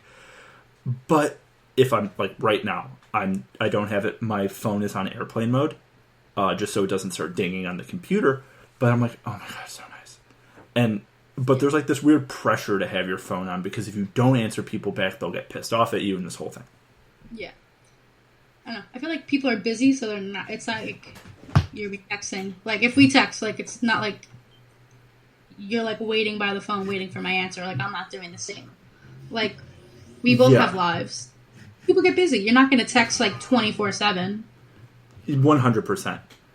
Yeah, I totally agree. And there's this understanding to it. But then there's, like, other times where, like, people do expect you to. Or, like, if you open a Snapchat and don't reply right away. There's, like, a, what the fuck, dude? I don't ever get like that, really. I get like that jokingly, but I never do it seriously. But I have friends who've actually been like, dude, I sent you like 9 Snapchats and you fucking didn't open them. I'm like, chill. Yeah. Like, I'll joke with my mom, like, what are you doing during the day? Like, I texted you and you didn't answer me, but you were, like, responding a couple minutes before. Yeah. So, like, what are you doing? Like, I'll joke around with her, be like, you have to respond to me. Yeah. Like, I'm busy. And I'm like, no, I understand. I'm kidding. Yeah, it's like, if I actually was like that, that'd be, I don't know. I do know people like that. No one I really talk to anymore is like that, but that was, like, my biggest pet peeve with people. It's like, bro, I will get to it. I clearly didn't forget because we were in a conversation. Something came up, or I left my phone somewhere, or I fell asleep, or I was cooking, or I was at the gym and I didn't reply. Chill. Yeah, like, I'll continue the conversation like nothing happened. Exactly. But yeah, so that's a really good episode, Nosedive. How much of society is a cell phone? That's like an 8. But it's not shit. Well, it kind of is shit. But society is literally a cell phone on that episode. Yeah. Playtest is really cool. The twist I like at the end. This is the horror episode. It's the one where he's in the haunted house the whole time. Oh yeah. I was thinking of the other one, but same kind of concept. Yeah, and it's like he's getting tested for VR, and he's like in this haunted house, and it's like a dream sequence. And it keeps generating his high school bully and this idea of him losing his mental faculties and all this stuff. And then it ends with them being like, oh, you were only in the VR for like 0.01 seconds. And all this happened. And it fried his brain. Yeah. This one, how much of society is a cell phone? Probably a 2, but it's real scary. Because it's like, oh shit. You were in there for like 7 hours and then it was like a minute. Yeah, and it keeps like... There's, like, that Rick and Morty episode where they're in the VR thing, where, like, they're on the alien spaceship, and they keep coming out layer after layer after layer, and they're still in the VR. This episode reminded me of that concept, where it's, like, they come out and they're like, oh, we're free, and then you do it one more time, and then another time. It was kind of like that. Which I thought was a cool-ish concept to just keep removing yourself. But, yeah. The next one is Shut Up and Dance, which is another one that takes place in modern times. Yeah. This episode has Braun from Game of Thrones in it. This might be the most off-putting episode. Yeah, it was you get kind of like, God, when you watch it, but you still, like, finish it. It's not like you stop it. This episode is the episode that has made me put tape in front of the webcams on my computer. For real. Because, like, there's a thing where everyone says, like, you have your own personal FBI agent watching you. I feel like there's definitely... What I've heard about that is yes, and I've heard also... thanks for listening to the podcast, FBI agent. Hey, hit us up a like. Yeah, I heard what they do is they look through everybody, but if you start looking at the dark web or ISIS stuff, that's when they'll start looking at you more and more. But if you... if you don't do anything super sketch, they're just like, whatever. Yeah, like, I completely get why they're doing it. Like, don't get me wrong. Yes, I would. If someone is doing that, I would want, them to not do it. Yeah. And the joke I always have heard from, like, people who I know who are, like, computer engineers and computer scientists who know a little more about this than I do is they don't really care about what you're really looking at unless it's dangerous. Or unless, in this case, it's child pornography. Something illegal. And that's what the episode is about. Two people get bribed. Because of what they were looking at online. And you don't realize that the kid who you think is the good guy was looking at child pornography. And that's why he got bribed. And they still, like, did a gotcha at the end. And they made him do all this stuff for nothing. It's kind of like the pig episode. Yeah. Bringing up blackmail again. Yeah. How much of society is a cell phone in this one? Like a 1. It just is about one person. This is like modern day. Like, this very much probably has actually happened to people. Yeah. Like, 100%. This is very much not the future. This is very much, that definitely could happen. Yeah, maybe similar situation, like it was an actual story. Yeah. And I'm sure it's like one of those things where it's like, you could probably look this up right now, like 100 different instances of this exact kind of thing happening. Yeah. But yeah, it's a good episode. The next episode is probably the most famous episode of Black Mirror. This has made a lot of people start watching it.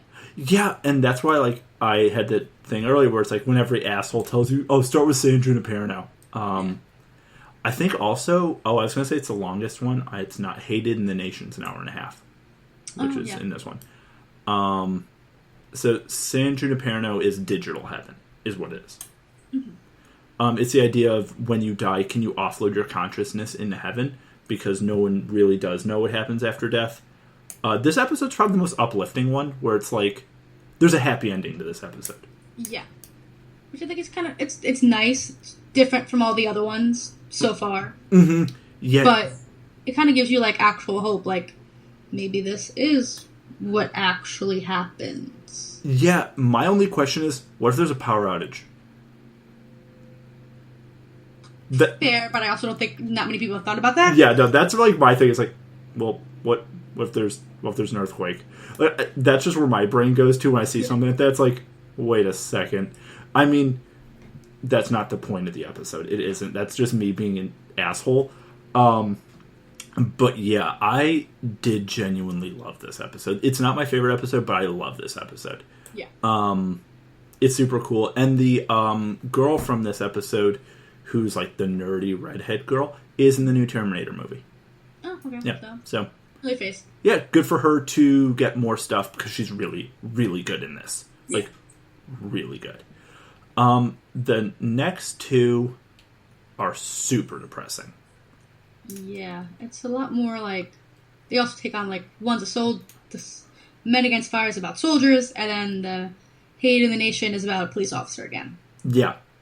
Hate in the Nation's the bee one. The drone bees that they send to kill people. Yeah. With social media, yeah. Okay. Yeah, because the Men Against Fire is the feral mutants. Yeah. Okay. Yeah. The Man Against Fire is they put, like, chip in the brain, but they augment your reality to see the other in war as monsters, not real people. And then a guy's chip breaks and sees he's just killing innocent people, and the government's like, no, these are monsters. So it's the idea of digital xenophobia. How much of society is a cell phone? 6 out of 10. It's really depressing and scary. And you're like, oh my god, this is a real thing that could happen. Like, this is definitely... If that technology existed, this is what they would use it for. I also think it's kind of like a playoff of PTSD. Oh, 100%. So, it actually could very much happen to people with PTSD. I don't know. I personally don't have it. The only soldiers that I know don't have PTSD. Yeah, same. But, it could be. I'm not in their support group if they go to one, so I'm not an expert. And this technology could be marketed as saving people from PTSD because it erases your memory and it erases certain parts of experiences you've had. So that's probably how they would sell it to people. It's like, oh, we can erase your memory. We can make sure you will never have PTSD. But other half of that is, oh, but we're going to convince you real people are monsters so you can murder them. So, you want to take the gamble. Yeah, like, take the gamble with it. Have fun murdering people. This episode is really, really one of those ones that makes you think, like, oh, shit.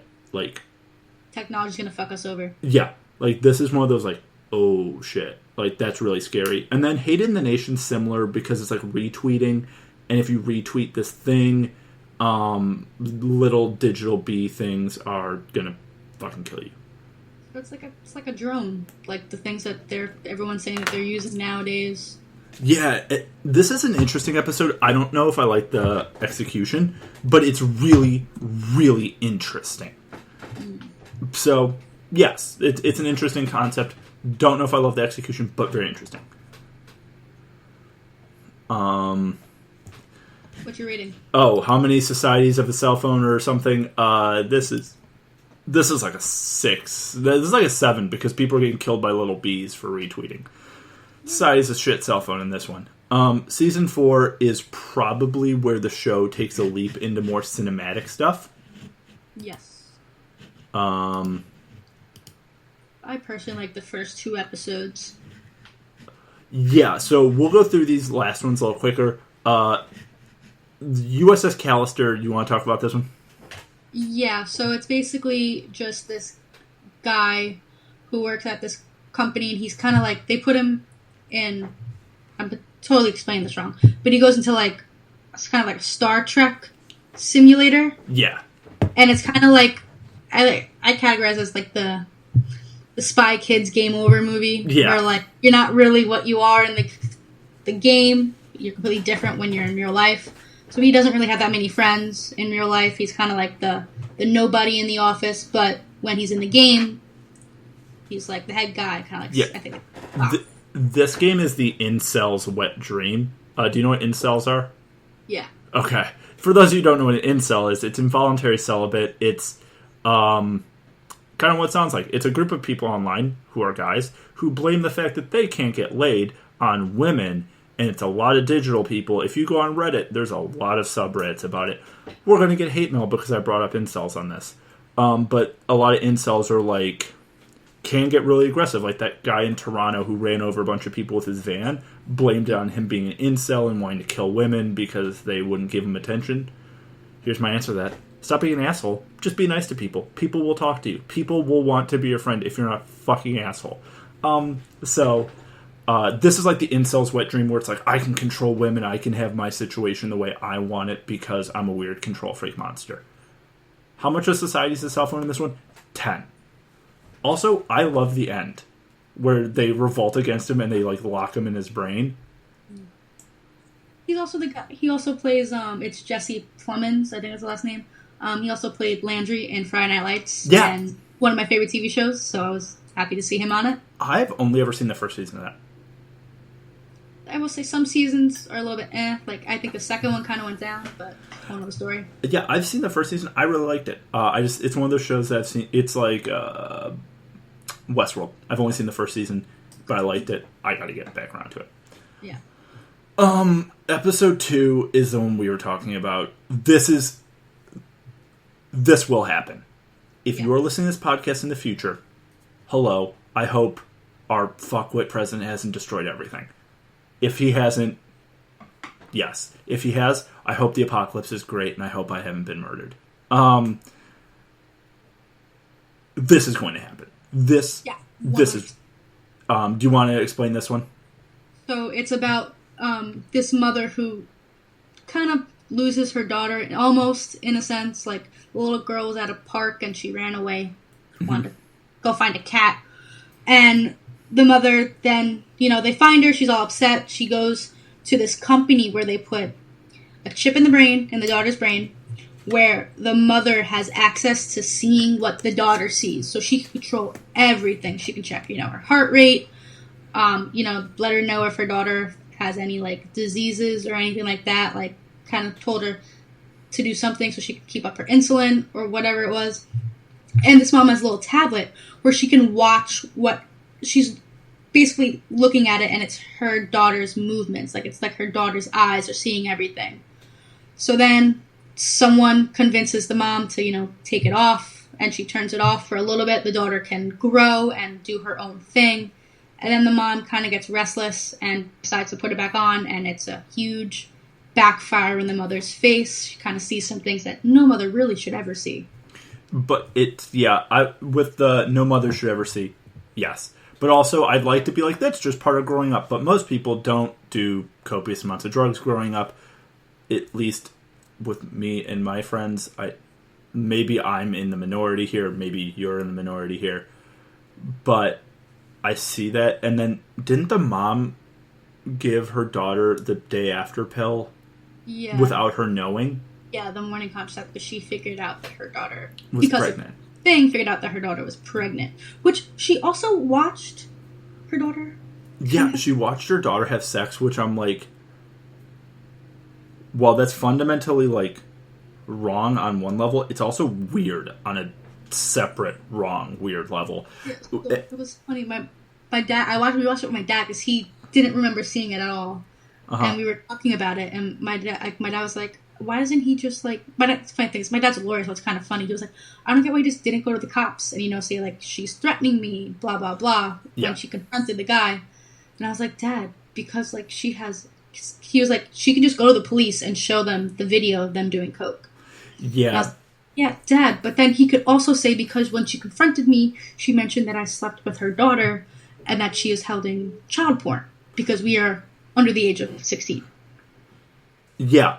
I was like, that's fair. So he's like, I don't really know how that would hold well in court, but he's like, this is once again a film. It's a TV show. So you can't be so logical here. Yeah, you have to have like that suspended disbelief. Yeah. So yeah, that episode, How Much of Society is a Cell Phone? For this girl is a 10, rest of society is like a 4. This one is definitely going to happen. Also, the girl breaks the machine so the mom can't see the daughter, and she runs away. Yeah, but she also beat the shit out of her mom. She did beat the shit out of her mom with her weird Viewy iPad thing. Yeah, but I kind of think like the mom kind of did deserve it, but also kind of didn't. Like there were other ways to destroy the thing than beat mom with it. Yeah. Maybe taking it with you when you left so your mom didn't know where the hell you were going. Yeah. 100%. I think the girl could have definitely done something different, but the mom was also being the worst. Yeah. Protecting your kids, I don't know. I don't have any, so I don't have that internally thing. But I can see where the mom's coming from. She went, over the top with it. She went to the extra mile. Oh, 100%. But that relates to helicopter parents. Yeah, it's literally just like, how about you don't do this because this shit's going to backfire in your face. Yeah. The episode. Then the next one's Crocodile, which is by far, oh my god, so depressing. Also, a technology that doesn't completely make sense, but for the episode makes sense, but is really cool. Yeah. Also, they filmed this in like Norway. So pretty. Like the DOP on this episode, so good. Yeah. This one and Metalhead, which is the black and white episode, really well shot. This episode, the conceit is there's a machine that you plug in yourself and you can see your memories to figure out a crime. But then the hamster solves the crime in the end, which doesn't completely make sense. I don't even get where the hamster came in. I don't either. I'm not even going to get into this one. It's really this is a very complicated episode. It's really interesting, but if you look at it it makes sense if you don't think about it. But if you start thinking about it too much, that's where you screw yourself. It falls apart. It's a really cool concept, though. It is a super cool concept. But no chip in the brain. So, yeah, no chip in the brain. But it is cool. How much is society is a cell phone? 5.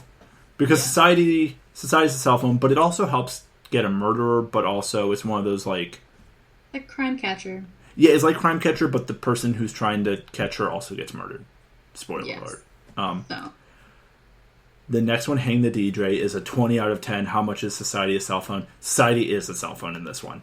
I like it. It's kind of like Nosedive, but not really. It's just like 2 people are paired up at a dating program, and it puts an expiration date on the relationship. Yeah. 2 people find the expiration date. They don't like it. They want to stay together, so they try and fix the system so they can be together longer. Yeah, and it's like the mind of Tinder. Yeah, it's Tinder, but more technology, less about looks and more about time.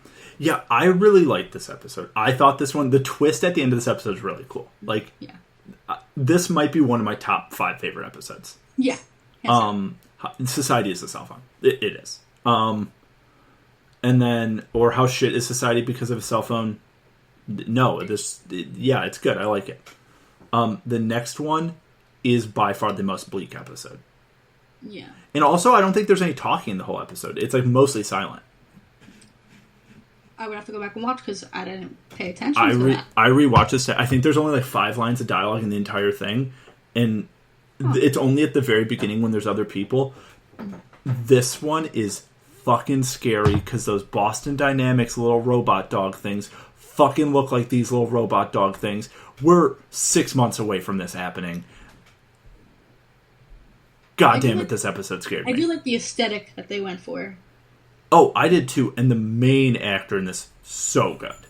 Very different from all the other ones, which I think every season has one episode that comes out of left field. Yeah, way out. Way out. So, I like it. I like the style, I like the aesthetic. Yeah. Concept. I don't really know what to think about it. But is really Probably cool. happening somewhere. Yeah. My question is, like, there's a lot. This episode is definitely meant not to think about it too much. It is just kind of what it is. Like, is the whole world like this? Is it just this area? Are they just tracking down these people? There's, like, a whole thing. This one, how shit is society because of cell phone? 100% shit. It is really cool, but those dogs look like those Boston... If you guys don't know what I'm talking about, go on YouTube right now and look up Boston Dynamics. It's a technology company. They just made a robot that can shoot a gun. Cool. But they have these weird horse-dog robots that have like the weird inverted legs, and you can push them over and they get back up and they get mad at you. Oh yeah, I saw that. What the fuck are we making this? Weird. Haven't we seen Terminator? Haven't we seen Black Mirror and know what's going to happen? We're going to be in a black and white society where the robots kill us. Have you seen iRobot? Yeah. Way ahead of its time. Way ahead of its... That movie could be an episode of Black Mirror. Yeah. It's way ahead of its time. It came out way too soon. Yeah. It could have waited a couple years because now that could actually happen. Yeah. Oh my god. This episode really freaked me out because it's so close to being a real thing with those fucking dog robots. And there's... Oh, god damn it. I do not like... I love this episode because of how freaky it is. This one will bum you out. Yeah. Because it ends sad. And they're just trying to get teddy bears. Yeah, that's what they only want. They only want teddy bears. Like, come on. Yeah. Stuffed animal. And this one also is a little horror-y. There's a few jump scares in here, and it's very suspenseful. I like how it was done whole way through. Yeah. Super, super cool episode. And then Black Museum, it's the episode that ties all the episodes together, kind of. Yeah, which I think was interesting, because I don't think any other season had that. No, yeah. And it has the girl from Black Panther. It has Shuri. Oh, yeah. From Black Panther. This one's kind of a vignette episode. There's like little stories. Watch it. It's cool. How much of society is a cell phone? None, because it's like flashbacks. Yeah. Or how much of society is shit because of a cell phone? Maybe a bunch. The doctor one is cool. The first one with the doctor with the pain thing. Really, really cool concept. Yeah. Really twisted, though. Really cool concept. The storytelling is good in this one. Yes. Very interesting. I always go for storytelling, so high episode on that one. Oh, 100%. This season is my favorite. This is number 1. This is my favorite season. Probably by far. This is the best and highest quality one. And they have the most amount of unique, different, weird ideas, where it felt like this season was a long time coming. Like, they really put a lot of time and work into this one. They built up to this moment. Yeah. Season 5, I feel like, could be part of Season 4. I felt like these episodes they filmed during Season 4 and just couldn't release them at the same time. That's not a bad thing. But I felt like Season 5 we're going to talk about, which is the the most recent season, is incomplete. It needs one more episode. Yeah. I mean, I'm not bad with what was put out. I mean, one episode I'm super, super scared about. Mm-hmm. But, one more episode wouldn't have hurt. I think they were really just wanting to go back to their season 1 roots and just have 3 episodes. Yeah. I mean, it's fine, but if you have season 4 with 8 episodes and you go back to 3... people are going to get upset. Yeah. Also, because of the nature of a podcast, we're not going to talk about Bandersnatch on this, which is the Pick Your Own Adventure one. It's really cool. I've done it. I did it this week. Yeah. It's a Pick Your Own Adventure thing with Black Mirror. It's really hard to talk about because there's like 9 different endings and there's a bunch of different things. Maybe we will both do a Bandersnatch thing and talk about how our episodes ended differently and talk about like that. But yeah, that's kind of the only... For those of you who don't know, you can only do it on a laptop. Yeah. You cannot do it on a smart TV. I learned that the hard way. I think it'd be fun to do a Bandersnatch episode, but do a commentary of it. So we're podcasting while watching it and being like, okay, pick this ending. No, pick this one. And doing it like that. I think that'd be kind of fun. Oh, I'd be down for that. That'd be interesting. Yeah. But we're not talking about Bandersnatch on this, but you should do it. It's a very cool concept. It is the best version of what the Pick Your Own Adventure movie is. It is done more successfully than any other time I've ever seen it attempted. I think it's spearheading the way for more shows or movies or whatever you want to do it. Yeah. It's going to do this. Yeah, it's really cool. It is really cool. You should definitely give it a go if you haven't. And it has the kid from the We Are the Millers. So. It does have the kid from We Are the Millers who looks like Sid from Toy Story. Yes. Going back to Toy Story. But yeah, Season 5, to close it off, Striking Vipers. It deals with the idea of having a digital relationship and cheating on someone emotionally through the internet, through a video game, but they get video games wrong, and it doesn't make sense. It's just... I don't get it. Like, I mean, I understand the concept, yes, but it makes no sense. They pick a fighting game, which is the wrong... You should have picked, like, GTA or, like, The Sims, and it would have made sense. But then, like, my thing is, you never addressed what... So, it's between 2 guys, they're playing the game. And when they enter the game, they put some weird thing on their Chip in the brain. Yeah, chip in the brain. Weird temple things. And they go in and they play the game. Mm-hmm.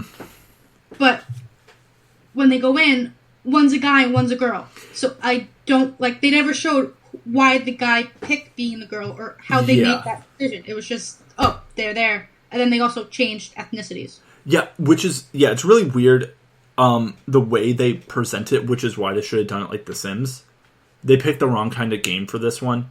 And also, last time I checked, in fighting games, you can't fuck each other. No. And you can't... I don't think that's a special button. That's not a special combo. It just doesn't happen. That's why this would make sense if it was GTA, because you can do stuff like that in GTA or in The Sims. Yeah. This would work. They just picked the wrong kind of game, and it doesn't make sense. But the concept is there, which is very interesting. It's like, what is cheating? Is it cheating? And these guys are having this weird kind of digital relationship as well as their own relationship and understanding like their own like sexuality through it, which is like a very cool concept, just not presented the right way. The end kind of just like it blew my mind because it was like I don't get it. Yeah, this one, how shit is society because of a cell phone? It's not, but the universe they've set up in this world is really strange. It's a 2 on how shit is society because of the cell phone. If it was a different game, it would have worked. Would have worked, yes. The next episode, Smithereens. I'm never getting an Uber by myself. Exactly, that's what I said. I'm never getting an Uber by myself. I will get in with other people in the car, but never by myself. Never again. This one, I knew he killed his girlfriend because he was on the thing too long. Yeah. I knew that was coming, but I really liked it. And it has this kind of Mark Zuckerberg-esque kind of character in it. Yeah. Was that Tobey Maguire? No, it's not Tobey Maguire. It's Topher Grace. Topher Grace. It's from what's his face from That 70s Show, and he's also David Duke in BlacKkKlansman. Yep. confused. They look like the same person. Yeah, they do. This was a very interesting episode. How shit is society because of cell phones? Yeah, 10. A lot. Everything. This one, I don't want to get into too much. Go watch this one. This is a really cool episode, and it's very near future, if not now, but alternate near future. It's really cool, and it does illustrate the point of Black Mirror is get the fuck off your cell phone, because you're going to get murdered. And you can't blame other people for the fact that you are on your cell phone. It is all you. Yeah, it's your fault. Put it down. Yeah, you're addicted because of you, not because of someone else. No one's forcing you to be on your phone all the time. Yeah. I really did like this episode. Never getting an Uber by myself, though. No. And then the last one, Rachel, Jack, and Ashley. I really like this. This is the Miley Cyrus episode. This episode's really cool. The stealing songs from your brain part, I kind of didn't understand. I did, but I didn't. Yeah, because I thought, like, if she's in a coma. Yeah. And you won't find out how I won't tell you how to get in a coma, but, like... Yeah. From my understanding, isn't if you're in a coma, you don't have any... Yeah, I don't... activity? Yeah, I don't know. Maybe someone out there will know the answer to that, and the answer is like, no, you fucking idiots, blah, blah, blah. I'm not in medicine. I'm not in the medical field. Yeah, I don't know. I'll admit, I'm ignorant on this. That's not the word. I'm not educated in that. We're both in the film industry. Sorry. I also like that they used 9 Inch Nails songs. That was really cool. I don't know how they got the rights to do that unless someone from 9 Inch Nails, like maybe one of their managers or whoever owns the rights to songs, or like one of the singers was like, oh, I'm a huge fan. Yeah, use our music. Or they approached them. Maybe like the director was a fan. Yeah. But they were using 9 Inch Nails songs, which I thought was really, really cool because they were using real music. It wasn't like written for the show. They were like legit songs. Besides that Miley Cyrus music video, which is a bop. Yeah. I really like this episode. This one was the one that I was not looking forward to when I saw the trailer for this. I was like, oh, fuck, this is going to be bad. It's really cool. And how shit is society because of cell phones? It's not shit, but society is cell phones in this one, and they steal music from your brain. Because it goes back to whatever episode, I forget which one we were talking about, but it's the same concept. It's like White Christmas, kind of. Yeah, White Christmas, same concept. Miley Cyrus is now in a weird doll thing. But... And the same as like the USS Callister, where it's like your brain is in the computer now. But it's really cool, and it's a more like, I don't want to say family friendly, but it's a more lighthearted take on that concept. Yeah, and I do like how I think Miley Cyrus said in an interview that she's like happy that she did this because she said it is true about the music industry. Yeah, I can imagine it's a soul-sucking, destroying industry. Yeah. So I think she liked telling that story because like she obviously came from like Hannah Montana, Disney Channel, and then being her own person, which is what Ashley wants. Yeah. So I think it's basically Miley Cyrus's whole life. I think she's like, she definitely, they either wrote this about her or she gave them input because it's very close to home. Yeah. But I did like this episode a lot. And then that's all the episodes. We talked about them. Season 5 is good. Maybe it's like 3rd place. Yeah. Season 4 is definitely the one. It's the best season. Yeah. But if you want to have the best Black Mirror experience, just watch them in order. Just watch them in the order that they came out. I mean, you can skip around, but doing that means you will miss episodes because some episodes are definitely better than others. Just watch them as they appear, and then you can understand it. They are not connected to each other, really, so it's not like, oh, man, I missed season 2. Just go back and watch it. You're not going to be like, wait, who's this character? Every episode is different. They all have different characters. You do not need to watch them in order. And it'll make you scared to go on your cell phone. Yeah, it's a full story in hour and cup and a change. Yeah. You know, and it's also a show that you have to pay attention to. So put down your cell phone. Yeah. And watch it. Because if you are on your cell phone watching this, you're going to look up and miss half the show and not understand what the hell is happening. This is a really good show to actually watch on TV. Don't just watch it on the bus or on the train or on, like, if you watch it on an airplane and you have, like, time, watch it. This is most definitely a sit down and watch it kind of show. This isn't a put it on the background like The Office and do the laundry or make dinner. This is you have to actually sit down and absorb this. Otherwise, you're going to miss a lot because there's a lot of nuance. Yeah. Which I like about this show is that, like, it's a talking point. Yes. It like, really is. Other shows like Office, yeah, you can talk about The Office. Like, people have seen it millions of times. I'll admit, I've never finished The Office. I've seen all of, let's say there's 10 seasons. I've seen seasons 1 through whenever Michael Scott leaves, and then I've seen the last episode. There's like 2 seasons where I didn't. I didn't even get up to that part. I think I'm on like season 4. Like, I apologize. I know a lot of people like The Office. I just couldn't finish it. I don't know why. When I did watch it, yes, it was hysterical. Yes, it was funny. But I just can't. Yeah. It's the same as, for me, like, with The Office, what you're saying is BoJack Horseman. Okay. One, it's way too, like, there's certain things that are too close to home in the film industry. Mm-hmm. Second, that show's just so fucking depressing. Yeah. That show's just like, oh, god damn, why is everyone so sad and an alcoholic? But yeah, that's a real depressing show. But no, I think this is one of the best things that Netflix has done. And if you don't have Netflix and you're looking for something to watch besides Stranger Things, watch this. It's actually really good. Yeah. And it's very well done. It's really high quality. The acting is fantastic in every episode. Even if the episode concept isn't great, it's very well done. Yeah. And there's something in there for everyone. And this is not for kids. Do not show this to kids. This will fuck them right up. Yeah, little 4-year-old kids got to be out of the room when you watch it. Yeah. Like, you at least have to be old enough to understand. Like, if you have a cell phone, whatever age that is now, because now it's varying whenever you get it. But I think that's the age where you have to start watching it. Yeah. These shows are really good. These shows are also maybe re-solidify the idea that when, like, people are like, millennials are ruining everything. Maybe it's we're all ruining everything. Yeah. Maybe it's not just millennials. Maybe it's technology. It's not just us. Technology advancing is good for society and then bad for society. Yeah, these episodes would be interesting to watch with someone in their 70s, 60s, 50s, 40s, 30s, 20s. And have each person give their own opinion, like write their opinion down at the end and see how everyone's opinion is different. Because it will hit every age group differently. Yeah. But yeah, that was Black Mirror. You should definitely watch it. I don't know what else to say. Do you have anything else for the show? No, just watch it. Even if you've never watched it before, you put on one episode. Yeah. Guarantee you might not understand it, and that's totally fine. Yeah.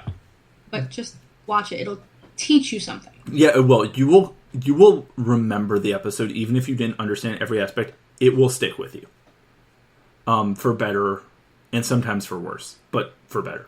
Yeah. But yeah, so I wish I was prepared enough to say what next week's topic is. I don't know. It will be something about a thing. But you will all be surprised, just like we will. Yeah, it'll be a, hey, do you want to do this next week? Yeah, okay. That's how... That's our scheduling. That's the background of what this podcast is text messages and like, yo, does this sound like a good topic? Yeah, sounds good. Yeah. Cool. Sometimes it's day of, you like to keep everyone on their toes. Yeah, keep it fresh. But it's fun, We're flexible. Exactly. And then, yeah, we're going to do some different stuff with social media. Fuck. Black Mirror. We're going to do different stuff with social media with the new podcast, and it will be fun, and you'll like it. And I've started putting a minimal amount of effort into stuff, which, let me tell you, is exhausting. I can imagine. Yeah, so thank you for listening. Follow us. It's in the description. If you're listening to this podcast on YouTube, thank you. I didn't even really realize these were going to YouTube, but they are. Thank you, RSS feed through Spreaker. Shout out to you. Yeah, that's an episode. I'm tuning out.